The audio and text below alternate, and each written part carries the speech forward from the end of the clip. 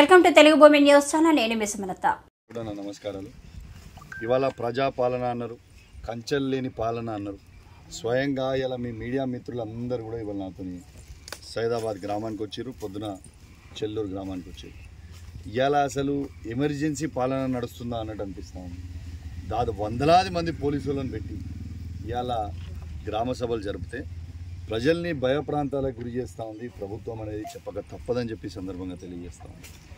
ఇలా దాదాపు గ్రామంలో నేను డీటెయిల్స్ మొత్తం అయిపోయిన తర్వాత నేను 26th రోజు ప్రెస్ మీట్ పెట్టి మరీ డీటెయిల్గా మాట్లాడుతాను. కానీ అప్పటి లోపల కూడా ఇవాళ వీళ్ళకి అప్లికేషన్ చేసుకున్న ఇంద్రమ్మ ఇల్లు 547 ఉంటే అలా ఎలిజిబుల్ లిస్టు 237 వరకు ఎలిజిబుల్ లిస్ట్గా పెట్టింది.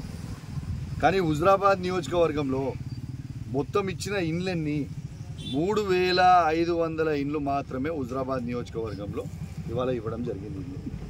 ఇవాళ 3500 నుంచి ఇలా మన ఈ హుజురాబాద్లో 106 గ్రామ పంచాయతీలు ఉన్నాయి, 60 డివిజన్లు ఉన్నాయి, 2 మున్సిపాలిటీలు కలిపితే అంటే 166. 3500ని 166కు డివైడ్ చేస్తే ఒక్కొక్క గ్రామానికి వచ్చే ఇల్లు ఏంటంటే 21 ఇల్లు మాత్రమే. ఇలా 237 లిస్టు చదివి ఇక్కడ పొద్దున అక్కడ కూడా అంతే చెల్లూరులో కూడా 306 లిస్టు చదివి ఇచ్చేటి మాత్రమే 21 ఇల్లు మాత్రమే. దానికి తతిమోళ్ళందరినీ సర్పంచ్ ఎలక్షన్లు వస్తున్నాయని చెప్పి మభ్యపెట్టే ప్రయత్నం చేస్తూ ఉన్నారు. దీనికి ఖచ్చితంగా నేను ఈ ప్రభుత్వాన్ని డిమాండ్ చేస్తూ ఉన్నాను. అసలు మీరు గ్రామ సభలలో చెప్పింది ఏంది? గ్రామ సభలలో ఎవరెవరికి ఇస్తామో దాంట్లో ఎంపిక చేసి మరి పంపుతామని చెప్పారు. మరి గ్రామ సభలో ఏడు ఎంపికలు చేస్తున్నారు, ఏం చేస్తున్నారు, వస్తున్నారు పోతున్నారు. రెండోది, ఇండ్లు లేవు, ఇండ్ల స్థలం లేదు అని పొద్దున 257 మంది చెల్లూరులో చదివారు, ఈడ ఒక 9 మంది చదివారు, ఇంకా పెట్టని చాలామంది ఉన్నారు.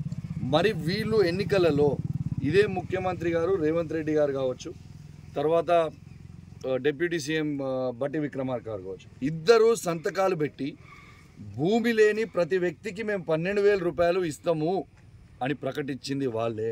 అసలు తర్వాత ఈ ఉపాధి హామీని 20 రోజులు పనిచేసిన వాళ్ళకే ఇస్తామని ఎక్కడి నుంచి వచ్చింది? ఇలా భూమి లేని ప్రతి వ్యక్తికి ఖచ్చితంగా మీ మాట ప్రకారం ఖచ్చితంగా ఇవ్వాల్సిందే. ఇలా ఒక్కటి ఆలోచన చేయండి. ఇలా ఎంప్లాయ్మెంట్ కార్డ్స్ దాదాపు ఈ రాష్ట్రంలో 50 లక్షలు ఉన్నాయి. ఇలా ఉపాధి హామీ పనికి పోయేటోళ్ళు 1,02,00,000 మంది. వీళ్ళు ఇచ్చేది ఎంత? రాష్ట్ర వ్యాప్తంగా కేవలం 6 లక్షల మందికి మాత్రమే ఇస్తూ ఉన్నారు. ఇది ఎంతవరకు కరెక్టు?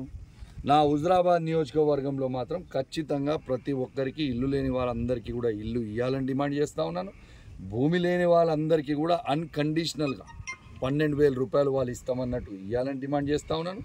అదేవిధంగా రైతులకి రైతు భరోసా ఏ విధంగా అయితే తను చెప్పిండో 15,000 రూపాయలు మేము అధికారానికి రాగానే 100 రోజుల లోపలనే చేస్తాను.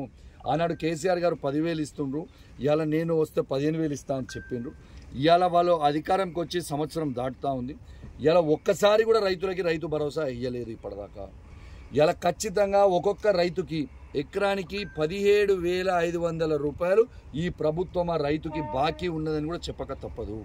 ఇప్పుడు వేసేటప్పుడు ఈ 12,000 కాదు 15,000 వేయాలి, తర్వాత బాకీ ఉన్న 17,500 కూడా రైతులకి ఇవ్వాల్సిందే అని చెప్పి నేను డిమాండ్ చేస్తూ సెలవు తీసుకుంటా ఉన్నాను. జై తెలంగాణ, జై కేసీఆర్. మున్సిపల్ పరిధిలో కూడా